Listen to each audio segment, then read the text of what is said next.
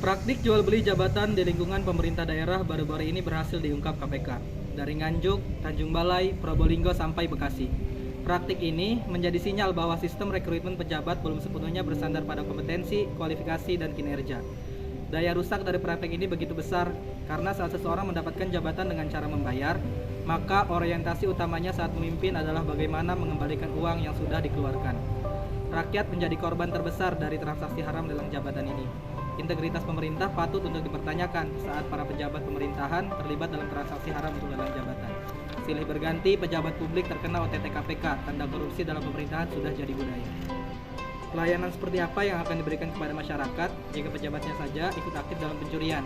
Negara ini butuh penyederhanaan birokrasi agar transaksi haram lelang jabatan seperti ini dapat dihilangkan atau setidaknya dapat diminimalisir. Kementerian Dalam Negeri dan Kementerian Pan-RB berkolaborasi untuk penyederhanaan birokrasi di lingkungan pemerintah daerah.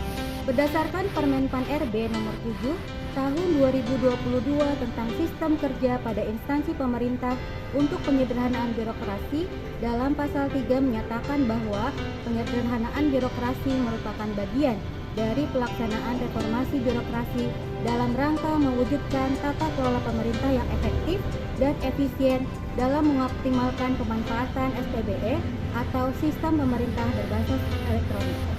Kementerian Dalam Negeri terus mendorong pemerintah daerah yang telah menerima pertimbangan teknis dari Kementerian Pan-RB serta persetujuan penyetaraan jabatan struktural ke fungsional dari Kemendagri agar segera melaksanakan penetapan dan pelantikan jabatan fungsional paling lambat Jumat 31 Desember 2021. Hingga Kamis 30 Desember 2021, capaian penyederhanaan struktural organisasi atau PSO di lingkungan Pemda mencapai angka 99,80% dari jumlah kader.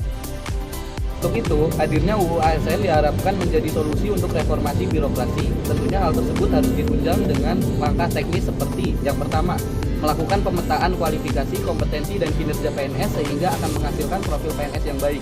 Yang kedua, hasil pemetaan tersebut dapat dijadikan dasar untuk mengambil langkah kebijakan lebih lanjut dalam percepatan penataan PNS. Antara lain pengembangan kompetensi dan karir, mutasi rotasi dan melakukan evaluasi bagi ASN yang tidak memiliki kualifikasi dan kompetensi serta kinerjanya dinilai kurang baik. Nah, penataan secara progresif dapat dilakukan melalui pensiun dini dengan skema golden handshake atau mekanisme lain sesuai aturan.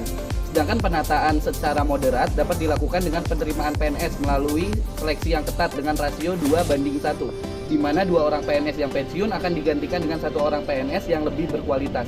Untuk mengantisipasikan biaya pegawai, khususnya biaya pensiun, maka pegawai ASN selain PNS dapat dikurangi. ASN kedepannya sekaligus mempercepat capaian target organisasi dan mengkombinasikan dan merekrut pegawai pemerintah dengan perjanjian kerja atau bisa dibilang P3K yang profesional sesuai dengan jenjang jabatan yang dibutuhkan. Walaupun hal tersebut sudah dilakukan secara teknis, tapi perlu juga adanya penunjang SDM.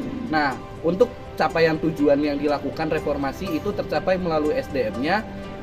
SDM tersebut harus memiliki kualitas smart ASN, yaitu ASN harus menguasai IT, ASN harus menguasai bahasa asing, ASN memiliki sifat dan sikap hospitality atau yang kita bilang keramahan, ASN harus memiliki kemampuan networking, ASN harus juga memiliki jiwa entrepreneurship. Dengan kompetensi tersebut, maka ASN dan dapat mensukseskan reformasi birokrasi dan pelaksanaan smart government dapat berjalan secara mulus.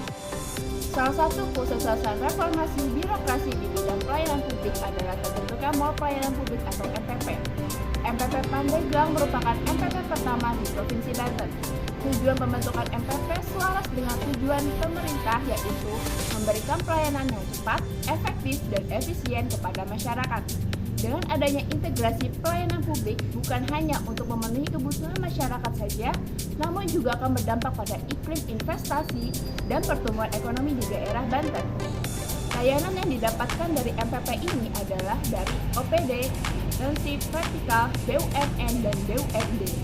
Hingga bulan Juni 2022, terdapat 228 layanan dari 23 instansi dengan jumlah pengguna layanan lebih dari 26.000 pelanggan. Kesuksesan pembentukan MPP ini tentunya tidak luput dari dukungan dan komitmen dari berbagai pihak. Sebagaimana 4 contoh permasalahan manajemen ASN tersebut, proses reformasi birokrasi harus tetap dilakukan. Praktik jual beli jabatan yang saat ini kerap terjadi merupakan salah satu sistem manajemen ASN yang salah dalam pengembangan karir ASN. Hal ini diperparah dengan proses birokrasi yang rumit karena besarnya struktur organisasi, sehingga sulit bagi seorang ASN dapat berkembang. Pengembangan karir ASN perlu dinilai berdasarkan capaian kinerja ASN tersebut, sehingga dapat menghasilkan ASN yang berakhlak serta ASN yang smart, bukan hanya dari kedekatan dengan atasan, sehingga memunculkan banyak ASN yang berada di tempat yang salah. Oleh karena itu, dengan adanya merit system menjadi salah satu bentuk nyata perubahan untuk menyukseskan reformasi birokrasi ASN agar mencapai pemerintahan yang berkelas dunia. ASN yang sebelumnya hanya terpaku pada kegiatan rigid dapat bekerja dengan sistem yang lebih fleksibel. Hal ini diharapkan dapat memberikan pelayanan yang lebih baik kepada masyarakat. Penempatan ASN berdasarkan kualifikasi pendidikan serta analisis jabatannya yang dapat lebih terstruktur sasaran pekerjaan sesuai lembaganya menjadi tantangan dalam upaya mereformasi birokrasi di negeri ini.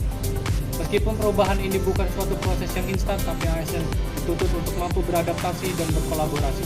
Sekian Breaking News ASN hari ini. Kami dari kelompok 4 bagian 2 Bangga melayani bangsa.